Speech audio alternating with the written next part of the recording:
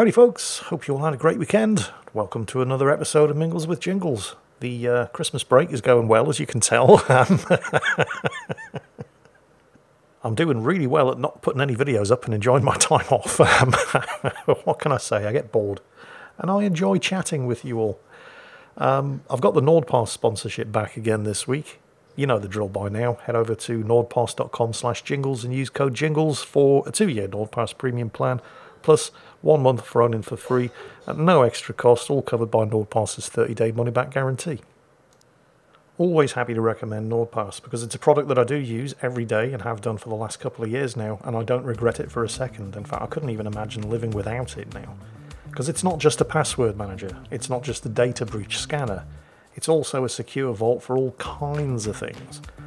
I mean, passwords, obviously, that's its primary function after all. But all kinds of other things as well. Anything that you might want to write down and keep safe somewhere can all be stored in NordPass's secure vault. So things like your Wi-Fi passwords, recovery keys for things like Discord or whatever authenticator app you happen to be using, credit card details, and I can guarantee you that they're secured a damn sight more securely using NordPass than they are by just saving the details in your Chrome browser. Right? So yeah, I mean, all kinds of information. Anything that you might want to write down and have easy access to, but you want to leave in a secure place. And of course, on top of that, it's also a password manager and a data breach scanner. And you can enjoy the benefits too. Just head over to nordpass.com/jingles and use code JINGLES. 2-year NordPass premium plan, 1 month thrown in at no extra charge, all covered by their no questions asked 30-day money-back guarantee. So, it's actually Christmas Day when I'm recording this. I'm sitting in front of the PC with a glass of wine. I've just put the turkey in the oven. Merry Christmas to you all, by the way, and if you don't celebrate Christmas, merry whatever the hell doesn't offend you. I hope you all had a great weekend. And you've enjoyed your Christmas break, assuming you did have a Christmas break. I realise a lot of people work at Christmas. Technically, I am. You have my commiserations. If that's the case, then, hey, just think of the overtime pay. Assuming you are actually getting overtime pay, that is by no means guaranteed in today's economy. Oh, this took a depressing turn, didn't it? Yeah, let's... because it's the most wonderful time of the year, according to singer Andy Williams. But not, apparently, according to failed singer and washed-up pop star Peter Andre, who here in the UK has written an open letter to all of the radio stations urging them to stop playing "It's the Most Wonderful Time of the Year" at Christmas, because he says it's factually incorrect. This is probably the biggest actually Jingles moment I've ever heard of. Apparently, according to a recent poll, most people in the UK rank the summer holidays as the most wonderful time of the year and not Christmas. Now, I found this to be quite surprising. Not that people enjoy the summer holidays more than they do their Christmas break, but because I never really took Peter Andre as an internet fact checker. I don't know if anybody's actually heard of him. And I don't just mean people from outside the UK, where he did enjoy some musical success in 1996. He hasn't actually had a hit single since 2004. But while he does seem like a pretty nice guy, he is the kind of person who's always looking for media exposure, and I thought this was just another desperate bid from a washed-up celebrity to remain relevant. Until I actually looked at the statement that he'd made, and oh, right, I get it. He's trying to get Christmas cancelled because, and I quote the man himself here, "In my new role as head of summer holidays, all I can do now is politely ask radio stations to respect the British people's viewpoint and not play 'It's the Most Wonderful Time of the Year' at Christmas anymore." Oh, right. It's all to do with the money. He's got a new gig promoting summer holidays, so the first thing he does is try to shut down Christmas. And apparently, he also referenced Section 3 of the Broadcast Code, accusing radio stations of false advertising by playing the song in the run-up to Christmas, which I find particularly hypocritical of him, because if you examine the lyrics of his 1996 pop hit Flavour, he says at one point, "There ain't nothing I ain't gonna do tonight," which I find very hard to believe. Not least of which because of the time constraints involved. I mean, in one night, how is he going to do everything? There just wouldn't be time. And also, there are a lot of questionable things that you'd have to do in order to do everything in one night. Honestly, Peter, you're not only being misleading by claiming that you're going to do everything in one night, but there'd be some really, really nasty things that you'd have to do in order to successfully do everything in one night. And honestly, you're not just setting a bad example for the children, but you are misleading people. So on top of everything else, it's more than a little hypocritical to try to get It's a Most Wonderful Time of the Year banned from British radio for being factually incorrect when, well, what can I say? Your own music lyrics leave a lot to be desired in that department. I have to admit, I was initially prepared to give him the benefit of the doubt over this until I actually looked into the story and realised he was doing it for the money. Because I thought, well, okay. I mean, it's a patently ridiculous thing to do. To try to get, you know, an iconic Christmas song like that banned from the radio at Christmas because it's factually incorrect. But I thought perhaps he's doing this in order to raise awareness of charitable concerns over Christmas, like the homeless, for example, for whom it very definitely is not the most wonderful time of the year. But no, he's just trying to sell some holidays. With that said, though, if you do feel like doing something charitable this Christmas, there are a lot worse things you could do than support a homeless shelter. In fact, I'm going to see if I can get a donation button set up on this very video to support that purpose, because yeah, if you don't have anywhere to sleep, this is very definitely not the most wonderful time of the year. I mean, I'm looking out the window right now and it's raining. Because we don't usually get snow at Christmas here in Britain. Well, in England, up north in Scotland and northeastern and northwestern England, you might very rarely, actually extremely rarely, get snow on Christmas Day. In the whole of the 20th century, England has only had a white Christmas 3 times. And I was alive for one of them. And I can't remember exactly when it was. I mean, I could look it up and Google it. But I was very young. I was either 7, 8 or 9 years old. And I can only say that with a relative degree of certainty because I can remember where I lived at the time. And I woke up Christmas morning, looked out the window, snow everywhere. It was amazing. I don't know how deep it was. Bear in mind, I was only like 7, 8 or 9 years old, but it came up to above my knees. It was amazing. And that is the only white Christmas I have ever had. And in fact, there have only been 3 in England in over 100 years. It snows in January and February sometimes, more the further north you go, but down here on the south coast, the last time I saw snow or ice was probably... well, it was when I was in Germany at EpicCon over Christmas several years back in Frankfurt, which was amazing, by the way. Frankfurt's a lovely city. They have a fantastic Christmas market. I was there for a convention, and I can quite clearly remember, because there was snow everywhere. Central Europe, it snows December, January and February. But I can remember it was freezing. There was snow everywhere. And on the walk from the hotel to the convention centre, and I was wrapped up warm and it was still cold, I remember thinking it must be terrible to be homeless in this kind of weather. It's not so bad here on the south coast of England where I live. I mean, like I said, it's still cold, but it's not freezing. It's raining, it's not snowing, but it's still miserable conditions if you don't have anywhere to sleep. So if you do feel like doing something for somebody else this Christmas, I highly recommend donating either your time or your money to a homeless shelter. Yeah, anyway, moving on. It's usual at this point in an episode of Mingles with Jingles where I talk about what's been happening in the world of PC gaming, but honestly, there's been nothing. I mean, there's been plenty of stuff, but nothing that I really am interested in or care about. Epic Games, for example, just got slapped with a $500 million fine by the FTC for apparently failing to protect the privacy of children in the game Fortnite, which is certainly news. And well, I know I don't, and I doubt many of you play Fortnite. The demographic of the people watching my videos tends to be slightly older than normal, and let's face it, if you're my age, you're not playing Fortnite. And also, it's a depressing subject. There are not that many freebies going around this Christmas either. Normally, there's a couple of free games available as promotional items on various different game storefronts, but very few over Christmas. I suppose they want to sell you the games rather than give them away at Christmas, although I believe you can still get Wolfenstein: The New Order for free on the Epic Games Store if you rush. I hear it's pretty good. I mean, I wouldn't know. I've refused to play a Wolfenstein game since there's you know it's not due to any kind of scandal on behalf of the publisher or the games developer, but they really pissed me off. I can't remember which Wolfenstein game it was. This would have been about 10 years ago. Maybe when I describe the situation, you can remember it. So right at the beginning, you, as BJ Blazkowicz, were on a mission in Castle Wolfenstein with a team of other special forces guys, and you got captured and you're being tortured.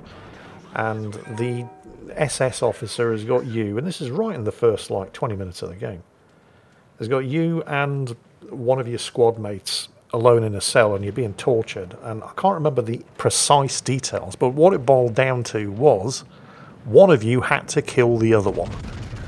You know, they were giving you a sort of Sophie's Choice situation going on here. And I thought, no, I'm not going to do that. So I just took my hands off the mouse and keyboard and waited. And waited. And waited. And yeah, it's one of those games where you have to do something objectionable in order to continue to advance the plot, to actually keep playing the game. So I gave it about a minute and nothing happened. This SS officer just kept staring at me, demanding that I pick up the gun or the knife or whatever it was and kill my buddy. And I just, no, I'm not going to do it. So Control, Alt, Delete, Exit, Quit, Uninstall Game. And I haven't played a Wolfenstein game since. Now, that might not seem like a very good reason, but I just object to being manipulated like that in games. I experienced some of that recently as well in, well, what I've basically been doing over my Christmas break this far is kicking the arse out of World of Warcraft, Wrath of the Lich King Classic. I just got my 4th character to level 80. The Gnome Mage, Tinky Winkle. Actually, no, wait a minute, I'm getting the names mixed up. That's my Gnome Warlock. No, my Gnome Mage is Tinky Pie. Yes. What? No, there's nothing wrong with those. Those are perfectly good gnome names. Okay. I love gnomes. I have a bit of a weakness for them. The mighty Jingles himself, of course, is my gnome warlock in World of Warcraft Classic, which I haven't... Not Classic, what am I talking about? The retail, the current actual version of World of Warcraft, with the Dragonflights expansion, which I have to admit is pretty good. Although I've been playing Wrath Classic continuously, and I still haven't leveled a character to maximum level in the current retail version of the game. I've just been having way too much fun reliving past glories in the classic version, because Wrath of the Lich King was easily, by far, the best expansion for World of Warcraft. Mostly because it made raiding accessible. For those of you who haven't played, right, it's perfectly possible to play and enjoy the game as a solo player, but you're missing out on most of the content. And in original World of Warcraft, and to a lesser degree, but it was still true in the first expansion, the Burning Crusade, getting into raids and actually being able to complete the raids and kill all of the bosses was very much for the top few percent of players. But what Wrath of the Lich King did was they made raiding accessible to everybody. Because this was actually a fairly common problem for MMOs. World of Warcraft was no different in that respect. Let's say, for example, and I'm using World of Warcraft here as an example because it's what I know, but it was true of other games as well. In order to get the best gear possible, you had to go on raids. And in the original World of Warcraft, that meant getting a group of 40 players together and coordinating all of those players in order to take down raid bosses. And then they would release the next patch with another raid, which would be harder, obviously, because people with gear from the current raid would want to do it. But that meant that you needed gear from the current raid in order to do the new raid. And then they'd release another content patch, and there'd be another new raid.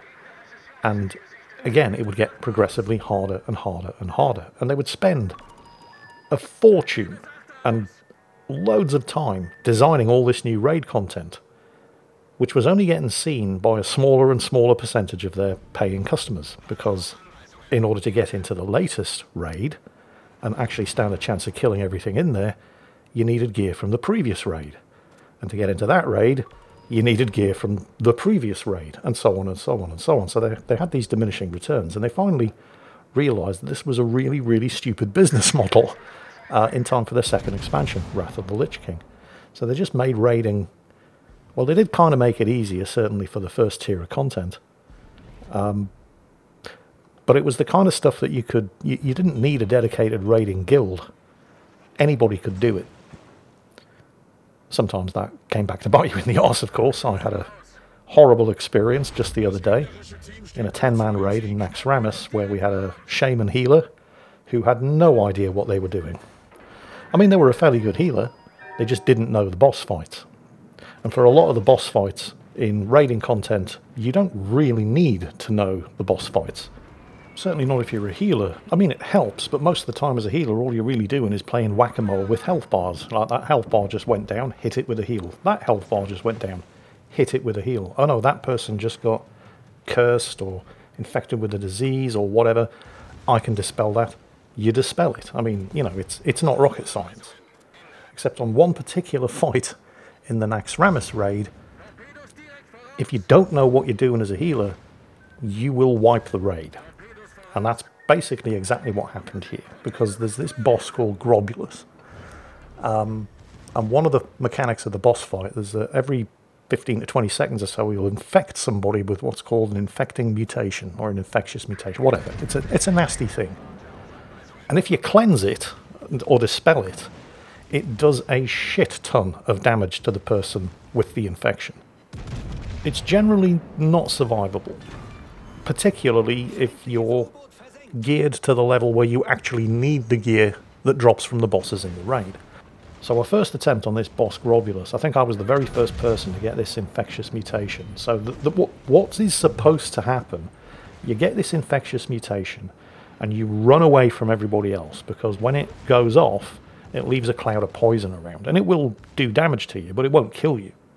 And then you run out of the poison cloud, and you make sure that you drop that poison cloud somewhere where it's not going to interfere with everybody else. And then you run back to the boss and you carry on doing damage, or you carry on healing, or whatever. If it gets dispelled off you, however, it's basically going to kill you. And then you've got this big cloud of poison gas expanding right in the middle of the raid group. And that's really, really bad. So I think I was the first person to actually get it. And I thought, oh no, I've got this thing. I know the drill. And I turned around to start running away from everybody, and I just died. And I thought, wow, shit, was I on such low health? I wasn't really paying attention to my health bar. But then other people started dying, and basically we failed horribly. So we all resurrected outside, and then we ran back in.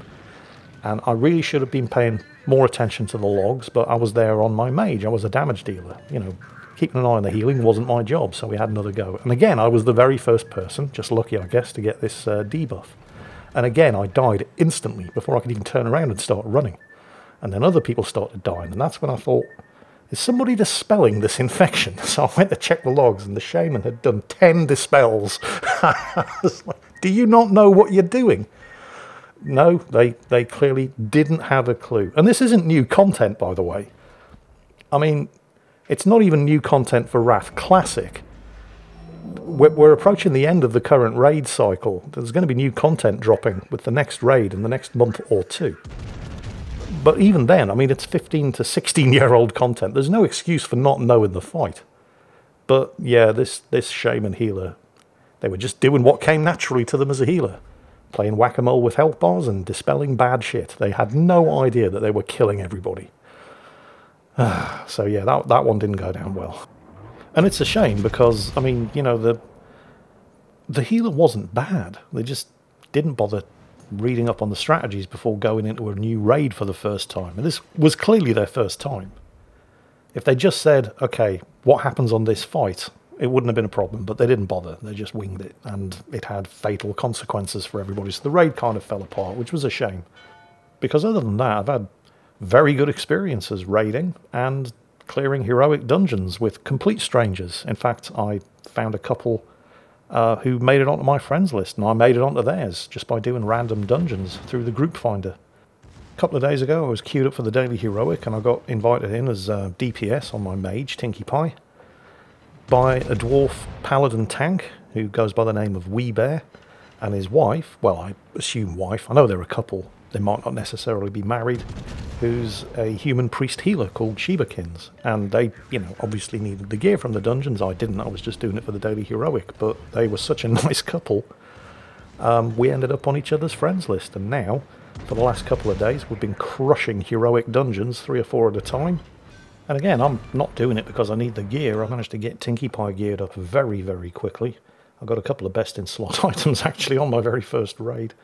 But there are still a few things that I might find useful as loot drops from some of the bosses, but I'm not really doing it for the loot drops. I'm doing it because it's fun to play with this couple. And that, for me, is the reason why I keep coming back to games like World of Warcraft Wrath of the Lich King Classic.